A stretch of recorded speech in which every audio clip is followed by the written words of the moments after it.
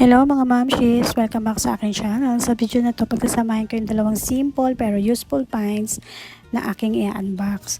Unahin natin pong artificial plants na kasamang freebie dun sa binili kong item, yung gas burner ko. Hindi ko talaga ina-expect na ganito siya kaganda sa personal. Matangkad siya, maayos ang gawat at hindi mukhang mura kahit artificial lang. Sobrang bagay niya pang decor at nakakadagdag aliwala sa bahay. Alam mo, minsan talaga kahit freebies lang, may mga item na sobrang sulit at magagamit mo talaga araw-araw. Bale, chinek ko to dun sa pinagbilan ko sa Lazada. So, ang mahal niya, nag-range din siya ng 300 plus. So, sulit na sulit yung pagbili ko ng gas burner dito kasi nga itong previous nila is bongacious talaga. So, yung next naman is yung ating storage container glass. Yung lalagyan niya malinaw at makapal. Kaya kita agad kung gaano karami ang laman. May kahoy na takip siya, at tight seal ang loob, kaya iwas sa moisture at amon. At linis tignan, klase tignan.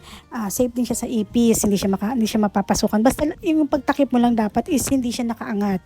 Kailangan talaga ang pagtakip is wak talaga dun sa bunganga niya. Nilagyan ko to ng asukal at gatas at sobrang satisfying niya. Tignan, perfect siya kung mahilig ka sa organized at simple na gamit sa bahay. Ito yung final look niya. Yung mga nakuha ko today, simple pero sobrang useful. So, bali, ang tagal ko naghanap niyan sa tatlong shop na inanahan ko. Kasi mahilig kasi ako sa online lang. Ang hirap kasi dito sa amin, magta-travel ka pa, papunta ka pa. Tsaka mostly kasi sa online, meron kang hindi mo makikita sa mall o sa ibang tindahan. Kaya maraming magaganda rin sa online.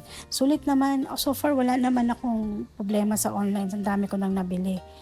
So yan, nilagyan ko ng asukal, tsaka ng gatas. Dito yung ngayon, ang nilagyan ko dun sa pangatlo is yung barley ng nanay ko.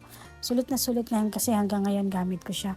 Hindi siya katulad nung nabili ko na pang aesthetic na parang yung cream ang kulay.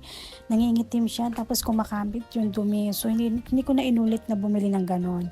So, thank you so much sa panonood mga kamamshi. See you sa next vlog. Sana po like and share and follow. Thank you sa panonood. See you sa next vlog ko. Bye-bye!